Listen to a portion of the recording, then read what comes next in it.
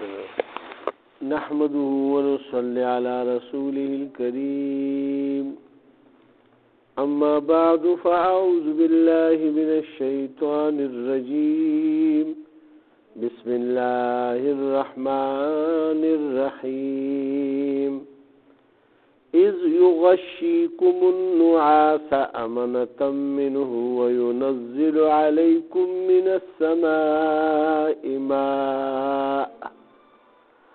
السماء ماء ليطهركم به ويذهب عنكم رجز الشيطان وليربط على قلوبكم ويثبت به الأقدام إذ يوحي ربك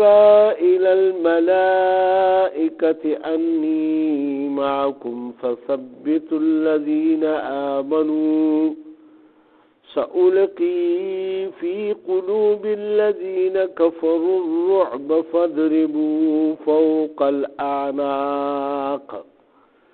فوق الأعناق واضربوا منهم كل بنان صدق الله العظيم. دا سورة الانفال دے نحم سپارہ دا دویم رکورا پدی کہ اللہ سبحانہ وتعالی دا جنگ بدر واقعات بیانی پوے رکو کی اللہ سبحانہ وتعالی دا مال غنیمت په باره کې او فرمایل چې دا الله او د رسول لپاره دي او تاسو د الله او د رسول اطاعت کوئ که چېرې تاسو مؤمنان یې. بیا دویم نمبر خبره دا وکړه چې د مؤمنانو صفت دا دی چې کله هغوی ته د الله نوم واغېشتی شي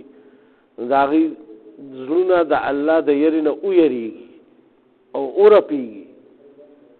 او چې کله په هغې باندې د قرآن آیاتونه تلاوت کېږي نو دا هغه ایمانونه هغه سره زیاتېږي او بل دا دی چې هغه په الله باندې هر وخت توکل کوونکي وي، باور کوونکي وي. او بل صفت دا دی چې دوی به د منځونو قایمولو پابندي کوي.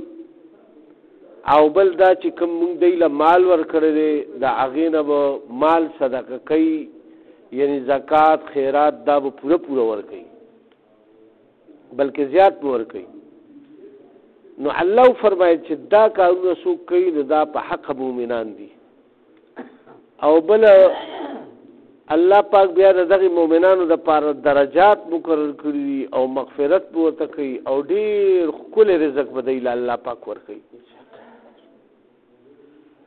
بیا الله سبحانه وتعالی هغه جنگ بدر طرف ته متوجه کېږي او الله پاک وفرمایل چې څنګه اے محمد صلی الله علیه وسلم ته الله پاک د خپل کور نه وویستې د حق د ثابتولو دپاره چې جنگ بدر او په مؤمنانو کې یو فریق داسې و چې هغوی دا شی نه خوښولو، ولې چې په لومبي ځل جنګ کېدو او د ډېر یو غټ فوج سره جنګ کېدو، د دوی سره هېڅ بې سر و سامانه حالت و. نو هغوی ورسره دا خبره کوله چې ګینې مطلب ښه خبره به دا وي چې دغه قافله رونیسو، هغه په اسانتیا سره مونږ قابو کړو، بس د هغې مال به واخلو، ځکه چې زمونږ ټول مالونه په مکه معظمه کې پاتې شوي او دا هم د هغه خلکو مالونه دي، نو مونږ به په بدل کې دا ګیر کړو. خو چونکې الله سبحانه وتعالی نو وایي چې کله وایي تا دی ته دا وایي چې راځئ دا بل ټولګی چې کوم دی د الله حکم دا وشو چې تاسو د دغه سره کافرانو سره سردارانو سره جهاد وکړئ، نو وایي دی داسې دوی ته ښکارېده لکه چې دوی په خپلو نظرونو باندې خپل مرګ مخامخ ویني او یو سړی مرګ طرف ته راکاږي. نو دا د دې وجې نه ځکه چې هغوی تیاری نه کړې او دغه شانتې هغوی ته وویلی شو چې بس راځئ قافله به رانیسو، خو لیکن الله پاک بیا حکم بدل کړو چې نه تاسو دا قافله پرېږدئ، قافله خو نه ووته، اوس تاسو دوی سره جنګ وکړئ. او دا د دې دپاره چې الله سبحانه وتعالی فرمایي چې دا ما داسې ځکه کول چې تاسو ته پر خپل بې سر و سامانه او بغیر تاسو سره هیڅ سامان نو هیڅ پاور د سره نو په تعداد کې هم کم وي او د جنگ سامان هم سره تورې ډالونه اسونه هیڅ هم سره نو ما دا ثابتول خپل قدرتونه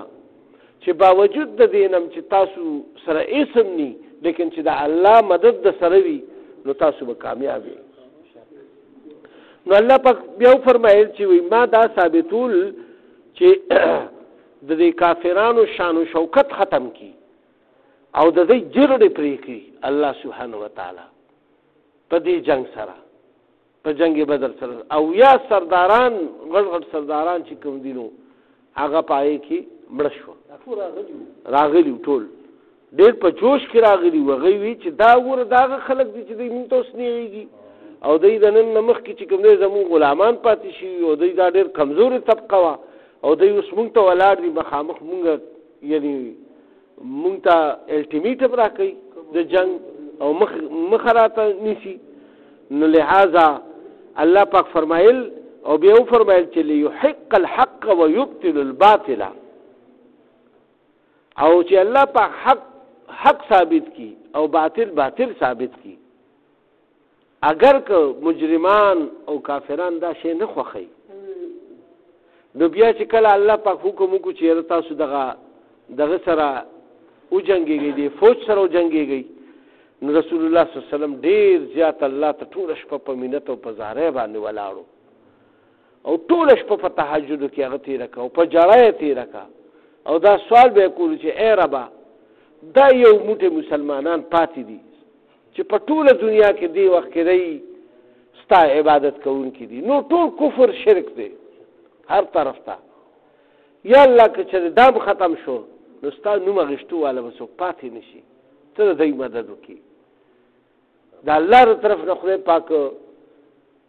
فرشته راولېږل او ورته چې ته ایس پیغمبر علیه الصلاۃ والسلام ته غم او فکر مکوه. اول خبره خدا را چې زه به تاسو لا زر فرشتي درولېږم او داسې به په دغه کې به را روانې وي په قطار کې به را روانې وي. او بل دار چې دا خو ستاسو د زړه د مطمئن کېدو دپاره چې یو انسان چې کوم دی خو ظاهري څیز باندې ګوري نو یقیني پرې راځي که نه هسې خو زما مدد تاسو سره تاسو بېغمه شئ جنګېږئ. الله پاک وایي چې زه تاسو سره یم. نو الله سبحانه وتعالی دغه چې وفرمایل بیا دا بشارت ورکو یعنی رسول پاک صلی الله علیه وسلم په سحر باندې ټول فوج ته چې الله د مدد وعده کړي تاسو بېغمه شئ او الله غالب دی او حکمت والا دی. اوس نننی آیاتونو کې الله سبحانه وتعالی فرمایي اذ یغشیکم النعاس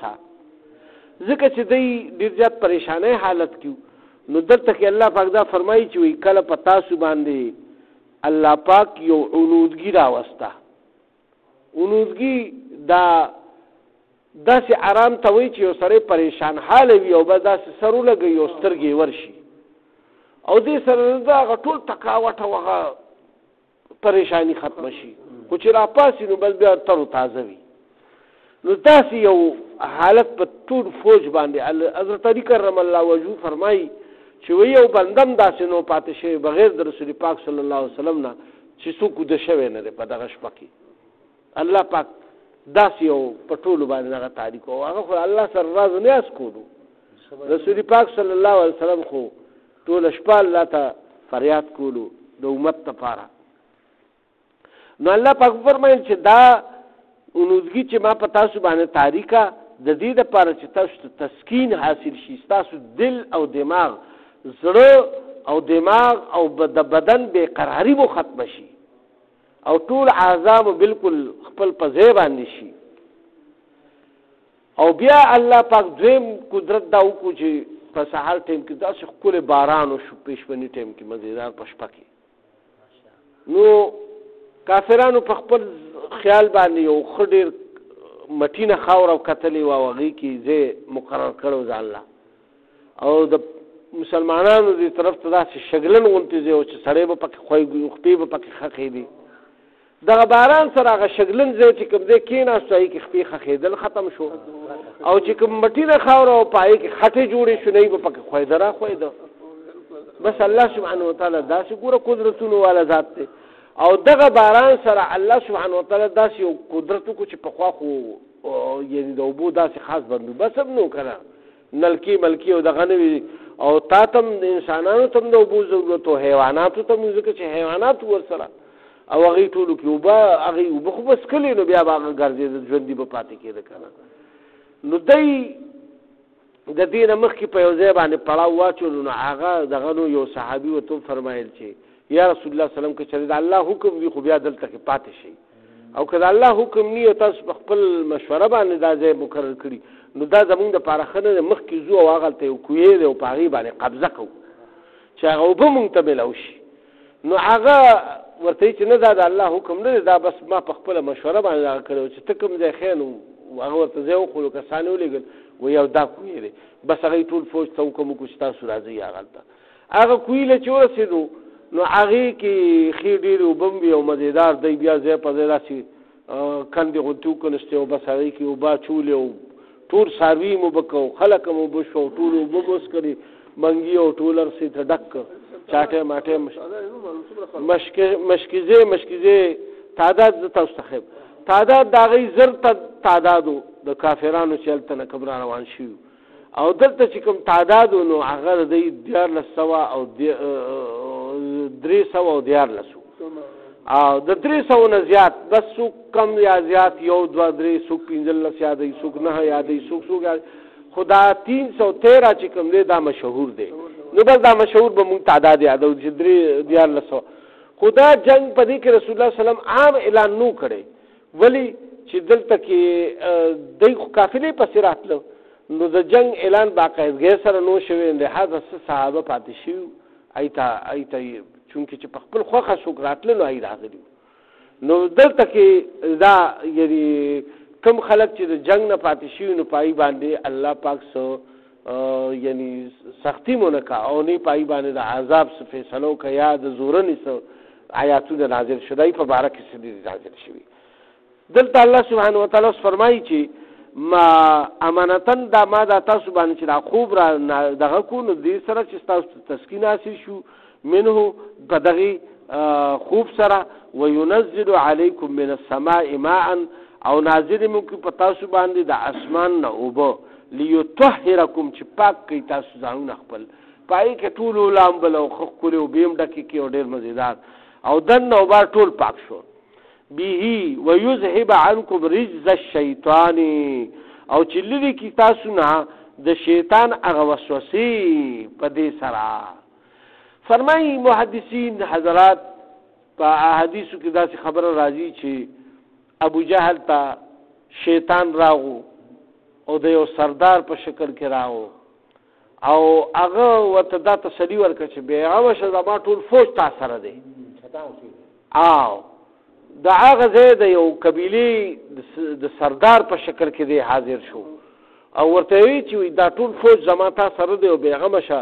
زه در پسې کومک هم در لېږم او زه در پسې مدد هم در لېږم او تاسو بیغمه شئ او بس جنګېږئ. دلته کې چې کله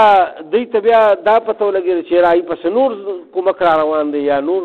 مدد را روان دی نو دلته کې د مسلمانانو ته بیا پریشاني حاصله شوه بیا غي رسول الله صلی الله علیه وسلم ته دغه وکړو هغه الله ته فریاد وکړو الله ورته چې تاسو له به زه وایي 2000 نورې بلکې 3000 فرشتې به له ضرور لېږم نو دومره الله پاک دغه وکړو. نو دلته کې الله سبحانه وتعالی دا فرمایي چې تاسو نه د شیطان هغه نجاست لري شي چې کوم تاسو له وسوسې هغه اچولي دي وليربط على قلوبكم او چې مضبوط کې زړونه ستاسو په دې سره ويثبت به الاقدام او ثابت قدمه کې ستاسو قدمونه محکم کی. اوس الله سبحانه وتعالی فرشتو ته حکم کوي رومبه حکم ورته کوي فرشتو ته الله پاک فرمایي اذ یوحي ربک او کله چې حکم وکړو وحی وکړه الله سبحانه وتعالی رب ستا الى الملائکه ملائکو ته انی معکم زتا سره ما اے ملائکو او فثبتوا الذين امنوا نو تاسو مخکې لاړ شئ او تاسو چې کوم دی ثابت قدمه کوي د مؤمنانو لره هلته په انساني شکل کې حاضر شئ چې دوی ته ښکاري تاسو چې فوج راغلی دی او بیا الله سبحانه وتعالی فرمایي سألقي في قلوب الذين كفروا او ډېر زر به زه واچوم او به یروم زړونه د هغه کافرانو رعبا فضربو یعنی رعب به د دې کافرانو پر زړه کې د مسلمانانو واچوم چې دا خو ډېر زیات دي او دوی خو ډېر سخته اسلحه سره دي هغه ځای په ځای هغه فرشتې به ورته ښکاره شي نو هغې ګبراهټ به پای باندې را شي کافرانو کې فضربو نو بیا څه چلو کوي ووهئ فوق الاعناق په دې سټونو باندې سټونه ترې ووهئ سرونه ترې بیلو غورځوئ او بل څوک کوي وضربوا منهم كل بنان او ووهئ د دوی هر یو پور هر یو بند په بند یې ووهئ بندونه ترې ووهئ الله سبحانه وتعالی څومره زبردست دغه بیان کړی سټونه ترې ووهئ او بندونه ترې ووهئ چې دوی بیا د اوچتېدو قابل نشي الله سبحانه وتعالی څومره زبردست حکم را لېږلی دی په جوړونو کې ووهئ جوړ چې ووهئ ذلک بانهم دا په دې وجه شاق الله چې دوی مخالفت کړی د الله پاک یعنی تکلیف د الله سبحانه وتعالی ته دوی ته رسوي د هغه دین ته رسوي د هغه مسلمانانو ته نو په هغې باندې الله پاک خفه کېږي دلته کې الله پاک فرمایي چې دوی مخالفت کړی د الله ورسوله او د هغه د رسول ومن یشاقق الله او څوک چې مخالفت کوي د الله ورسوله او د هغه د رسول فإن الله شدید العقاب نو پس الله سبحانه وتعالی چې دی هغه ډېر سخت عذاب ورکوونکی دی هغه بیا د اسلحې محتاج نه دی د هېڅ چیز محتاج نه دی هغه بیا هغې له سخت عذاب ورکوونکی دی ذالکم فذوقوه او دا د ستاسو سزا چې وسکئ تاسو دغه سزا لره وان للکافرین عذاب النار او دام چې بېشکه منکران یعنی کافران چې دي دوی ته به د دوزخ عذاب رسي څنګه چې مړ شي که نه نو د ده روح به الله سبحانه وتعالی مخې سره سجیلین ته رسوي او بس هلته هم په عذاب کې مبتلا وي اوس الله سبحانه وتعالی فرمایي چې مؤمنانو ته یا ایها الذین آمنوا اے ایمان والو اذا لقیتم الذین کفروا کله چې مقابله جوړه شي ستاسو کافرانو سره زحفا په میدان جنگ کې فلا تولوهم الادبار نو بیا شاګانې کوئ ما تاسو د الله منلو والی د الله د رسول منلو والی په حق او سچ دین باندې یې نو بیا د مرګ نه مه یېرېږئ چې وتښتئ د شانه مطلب دا دی چې تښتئ ما ولې چې ته خو د ویلو شا کېږي به دی که نه او چې مخه یې ورته خو بیا خو به دی مخه یې ورته نو دلته کې الله پاک دا فرمایي چې تاسو شا کوئ ما ومن یولهم یومئذ دبره او څوک چې واوړېدو په دغه ورځ باندې یعنې وتښتېدو یعنې شایکه دی ته الا متحرفا لقتال مگر دا چې دی یو چال چلی دغه فوج سره د جنګېدو یو چال چلی په دې لحاظ سره که تاسو واپس کېږئ او بیا د بل طرفه پرې راګرځئ په نیت کې مو دی چې لکه زه د دې ځای نه اوس په تېښته باندې دو کو چې کافرانو وایي چې هلکه وتښتېده او د شانه پرې راغه او درز او دروزې پرې جوړ کړو بس خیر دغه کړ نو دې دپاره خیر دا جنګي چالونه دي دا به کې داسې لکه مثال مطلب دا دی دلته مخامخ فوج دغه کېږي او یکدم پکې یو 100 کسانو پکې دو کو ایو هلکه فوج په تښتېدو شو او د شانه داسې راتاو شو بس په دوی باندې را باندې کړ نو دا چالونه دي نو د دې دپاره خیر دی خو داسې چې تاسو کورونو ته لاړ شئ او میدان په ځای باندې پرېږدئ او کافران ته شته مسلمانان پرېږدئ او د هغوی کمک کمزورې کوي د هغوی فوج کمزورې کوي او تاسو ته په شا وتښتئ دا الله پاک نه مني دلته الله سبحانه فرمایي نو د جنگ چال لپاره که تاسو بیا واپس پی راگردی خو خیر دی. او متحیزن الی فئة یا مثال یو طرف تاسو کته چې یو مطلب دو درې ځای کې فوج جنگیږي، یو طرف ته هغه تاسو تخکاری چې هغه عیسی لږه کمزوري کیږي، نو دې ځنه یو کسانو سدونه کو او هغه تک لاړه او غي سره ملاو شو، نو په دې لحاظ دغم تقدیدو کې حساب نه دی، دام تاسو دا غي مدد لورغی کنه. دلته دې دا اجازه تمشتا الی فئة فقد باء بغضب من الله. نو که څوک وای دغه شانتیو کی نو وای دې په غضب د الله باندې ککړ شي. ومأواه جهنم، او بیا داسې خلکو بیا سزي ټکانه بر دیم جهنمی. که څوک په جنگ کې تیښته وکي د کافرانو نه، وبئس المصير، او دا ډیره خرابه ټکانه ده. نو به په جنگ کې مسلمان لپاره خو یا شهادت دی یا غازی دی، بس چې من شو نو کوم خوا به ځي، خو جنت ته به ځي نه ښکاره. د خدای بنده په صحیح کې دی سره لاړ شه چې هلته کې بیا کامیاب او کامران شي، که واپس راغی نو هم کامیابي، او که پکې شهید شوي نو هم کامیابي. اوس الله سبحانه وتعالی فرمایي چې فلم تقتلوهم، په حقیقت کې دی تاسو قتل نه کړه، ځکه چې بیا خو اویا په هغې کې مړه شو، ولکن الله قتلهم، لیکن الله سبحانه وتعالی دی لره قتل کړل.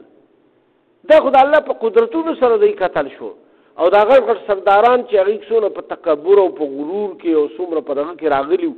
الله سبحانه وتعالی هغې یعنې په هغې کې ټول قتل کړ او ټول مړه شو. او بیا رسول الله صلی الله علیه وسلم چې کله دا جنگ ډیر زیات په زور کې شو، نو په دغه وخت کې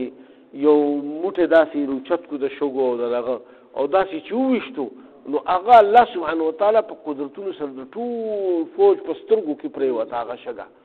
او هغې سترګې به ګلې او د دې مخې پې دی دا باندې کړي، نو دا سټونه او لاسونه او خپې او دا بندونه یې پې وال، څنګه چې الله وفرمایل. نو دلته کې الله پاک د هغې ذکر فرمایي وما رمیته اذ رمیته، وایي نه وویشتې تا هغه موټې شګه اذ رمیته ولکن الله رمه، لیکن دا الله سبحانه وتعالی ویشته یو قسم، او هغې ورسول د هغې سترګو ته او د هغې هغه ټول ته وليبلي المؤمنین منه، او د دې لپاره چې الله سبحانه وتعالی یعنی په دغه کې واچي د مؤمنانو لره په دی باندې ورولي او دی یعنی هغې قتل کی، ځکه چې په خپل ځانونو شو او دی پې ورغه، نو بس د تورې د چا لاس نه وغورځي، د چا دغه نه کافرانو، او بس بیا به دی را باندې کړه. دلته کې الله سبحانه وتعالی فرمایي بلاء حسنا، نو دا یو بهترین ازمایش و چې الله سبحانه وتعالی په هغې باندې واچولو او مسلمانانو له پې غلبه ورکړه. ان الله سمیع علیم، بېشکه الله پاک چې کوم دی اورېدونکی دی او علیم ذات دی. ذالکم، دا چې کومه معامله تاسو سره شوې وان الله موهن کید الکافرین، بېشکه الله سبحانه وتعالی کمزوري کوونکی دی هغه چالونه د کافرانو لره، یعنی چالونه خو هغې ډېر کړي وو، ای ډېر په مستی کې او ډېر په غرور او تکبر کې راغلي د مکې معظمې نه، چې دا هغه غریبانان فقرا مساکین بربند خلک دي زموږ غلامان پاتې شي کمزوري، دی مونږ ته نه غېږي، او په څومره جوش و خروش کې راغلي، الله سبحانه وتعالی ټول تباه او برباد کړ. ان تستفتحوا فقد جاءكم الفتح، او که اے کافرانو که چې تاسو وی فیصله غواړئ نو بېشکه راغلی د فیصله هغه د فتحې، وان تنتهوا فهو خیر لکم، او که چې تاسو باز راغئ د دې خپلو چالونو نه د خپلو کارونو نه، نو دا ستاسو دپاره غوره ده. ګوره الله سبحانه وتعالی بیا هم دی له یو دعوت ورکوي په طریقه چې که چېرې اوس مو ایمان راوړو مخالفت مو پرېښو بس کیسه ختمه ده. الله سبحانه وتعالی څومره کریم ذات دی، په منځ کې بیا چې کوم دی نو الله سبحانه وتعالی یعنی کافرانو ته دعوت ورکوي د ایمان چې بی اوس هم توبه وباسئ او واوړئ د دې خپل دغه نه، او بس دا مخالفت پرېږدئ، نو دا ستاسو لپاره غوره ده. وان تعودوا او که چېرې تاسو دوباره داسې کار وکړو نعود نو موږ بیا هم داسې کار تاسو سره کوو چې دا څنګه د سره وشو. ولن تغني عنکم نو بیا به تاسو په کار هېڅوک را نشي، یعنی تاسو نه به لرې نه کي فئتکم شیئا هغه جمعیت ستاسو هېڅ څیز لره ولو کثرت که تاسو ډېر زیات یئ، ستاسو هغه جمعیت ستاسو هغه ټول قومونه او ستاسو هغه اصلحې او ستاسو د دولتونه دا به هېڅ په کار را نشي که ډېر تاسو سره هر یو شی وي. وان الله مع المؤمنین او بېشکه چې الله سبحانه وتعالی مؤمنانو سره دی. نو د الله مدد هر وخت مؤمنانو سره خو په کوم صورت کې کله چې د په الله باندې پوره باور او بیا د صدق زړه نه د په جوش و خروش سره د الله سبحانه وتعالی په دین باندې قایم وي او بل لارې چې د په حق هم وي نو چې په حق هم وي او په الله باندې باور وي نو الله سبحانه وتعالی بیا هغه خلکو سره دی. ځکه چې الله سبحانه وتعالی خو مخکې وفرمایل چې بی ور تاسو داسې کارونه کوي چې په حق هم یو بیا په مینځ کې تختې به دا کار مه کوئ. نو لہذا الله سبحانه وتعالی دلته کې وفرمایل چې بی زه تاسو سره یم، ایمان والو سره یم او تاسو همیشه چې تر قیامت پورې ایمان والو په دې طریقه باندې وخت تیری نو بیا به الله سبحانه وتعالی د دې مدد او نصرت په هر زمانه کې کوي. او دا الله سبحانه وتعالی دې لپاره بیان کړ چې د رسول الله صلی الله علیه وسلم اتباع دا په موږ او تاسو باندې ضروری ده. کلم چې داسې حالات راشي نو الله سبحانه وتعالی بیا مدد کوي. الله پاک دې موږ په دې باندې عمل توفیق راکړي. یا الله زموږ د ناسته په خپل درګاه قبول او منظور کړي. په دې کې زموږ څه کمې زیاتې شوي په معنا او په مفهوم کې یا الله معافي راته وکړي. یا الله موږ نه څه کوتاهیانې شوي ګناهونه شوي د هغې معافي م راته وکړي. په موږ کې په کورونو هسپتالونو کې څومره بیماران یا الله ټول شفایاب کړي، څومره قرضداران دي قرضونه خلاص کړي، د چا څه شرعي حاجات دي یا الله د خپل غیبي خزانونه ورته پوره کړي. د حق حلالو د رزق فراخ سبب زموږ ټول په خپل کور کلي وطن باندې وکړي. یا الله زموږ آبا او اجداد چې څومره وفات شوي د نن مخکې د ټولو مغفرت وکړي. په آخر کې زموږ هم د عظیم شانه کلمه نصیب کړي چې لا اله الا الله محمد رسول الله صلی الله علیه وسلم.